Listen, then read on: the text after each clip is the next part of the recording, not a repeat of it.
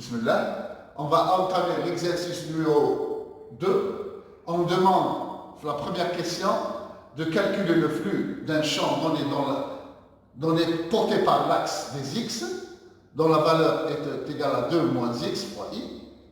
Donc, à travers le cube d'arête A.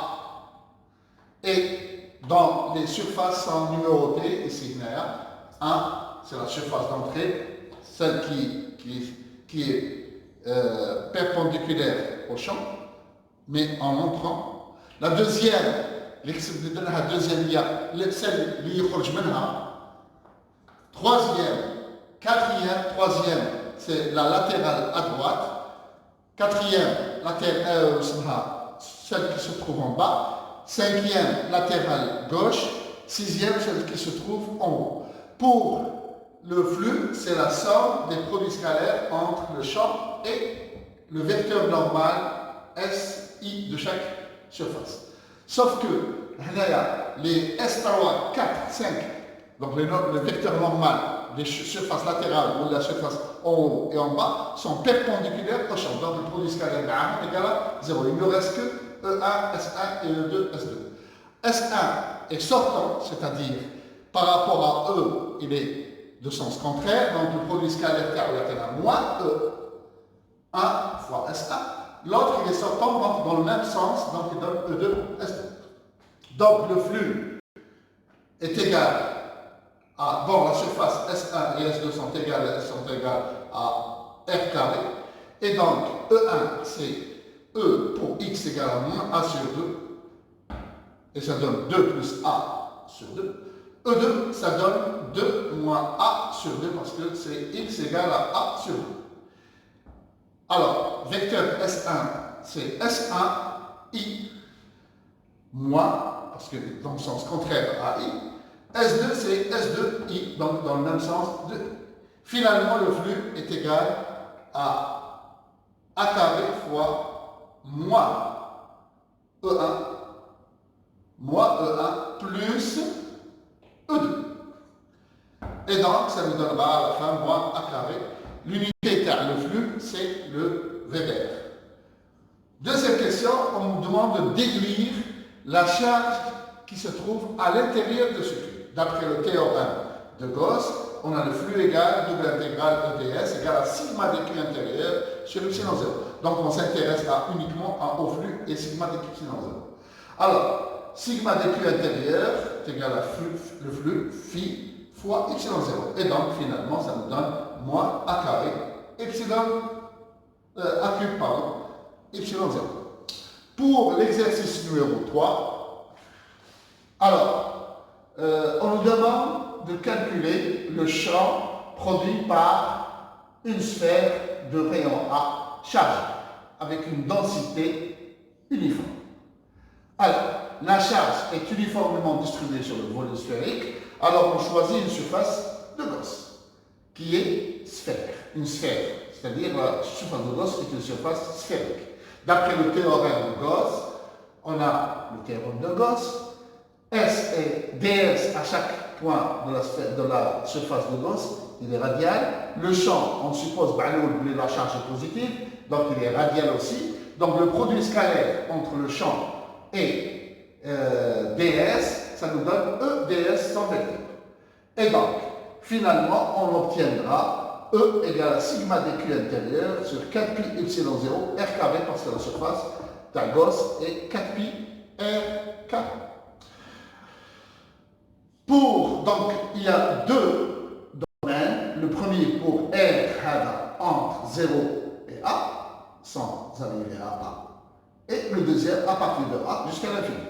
Alors, sigma dq intérieur, si on se trouve à l'intérieur, c'est rho dv. dv, c'est 4pi R carré dr, on a déjà vu, est égal donc à 4pi rho R cube sur 3. Donc, l'intégrale de 0 à R. Et donc, on obtient le champ linéaire croissant, donc, dans le sens la valeur absolue est croissante, si ρ est positif, bien sûr, si ρ est négatif, donc c'est décroissant en valeur algébrique, mais en module, il croît. Et donc, si ρ est positif, donc c'est sortant, si ρ est négatif, c'est entrant. La seule différence pour le deuxième domaine, c'est que là, on traverse deux zones. La première chargée, la deuxième, la densité change. Donc on fait deux intégrales. La première, la limite de 0 à. La deuxième, jusqu'à la surface de Gauss qui se trouve à l'extérieur. Et donc, pour la première, ρ1 c'est ρ qui est constant, ρ2 est nul. Et donc, on obtiendra E égale l'expression 1 sur R carré. Donc, diminuant. On nous demande par la suite, donc, il est toujours sortant si ρ est positif, si ρ est négatif, il est constant. On nous demande de déduire le potentiel. Donc, on utilise la circulation du champ et on intègre le potentiel entre une intégration sans bord. On calcule le potentiel. Donc, pour l'intervalle, le premier intervalle, c'est entre 0 et A. Et donc, l'expression du champ qu'on va utiliser, c'est l'expression du champ qu'on a trouvé entre 0 et A. Donc, on l'intègre avec une constante d'intégration qu'on laisse au départ et on va déterminer la valeur de A par la suite. Donc, on trouve ρ R carré sur 6y0 plus A. Donc, on sait que pour la limite, lorsque R tend vers A, on obtient cette valeur. Pour le deuxième intervalle, donc on utilise la deuxième expression du champ, celle qu'on a trouvée à l'extérieur de la sphère, et donc on trouve avec une constante B. Maintenant, on peut aller à l'infini. Si on veut tendre R vers l'infini, le potentiel doit être égal à 0. Donc, la constante égale à 0. Donc, on a l'expression du potentiel à l'extérieur, mais on peut trouver à la limite, lorsque R égale à A, l'expression du potentiel, qui doit être le même que pour la première zone, lorsque R tend vers A. Et donc, on détermine la constante A tel la première expression. Et finalement, on obtient le potentiel tel la première zone, c'est-à-dire entre 0 et 1. La troisième question, on nous demande de démontrer que pour un cas où la sphère chargée dans densité ρ, à l'intérieur de cette sphère, il y a un creux sphérique de rayon B, plus petit que B, que A, inférieur ou égal, dans la limite, et dans le centre est I, quelconque, et on nous demande de calculer, de démontrer que le champ à l'intérieur, c'est-à-dire en n'importe quel point M, à l'intérieur de cette sphère, le champ, on nous demande qu'il a l'expression 3 égale à ρ OI sur 3 epsilon 0. C'est-à-dire, on nous demande de démontrer que le champ à l'intérieur, en n'importe quel point, est un champ uniforme, indépendant de la position à l'intérieur, bien sûr. Alors, on utilise le principe de superposition. La sphère est équivalente, creuse, elle est équivalente à une sphère pleine. Avec la trace, avec donc une densité ρ' égale à 0,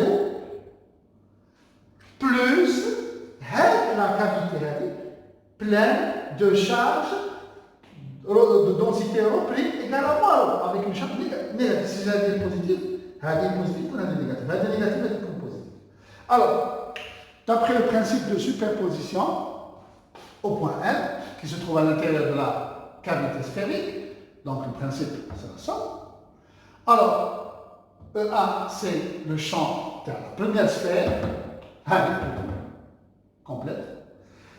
E2 c'est le champ à l'intérieur de la deuxième sphère. Donc, avec même point, on garde toujours les mêmes distances. OI doit être le même. Le rayon, les mêmes, le point n'a pas changé.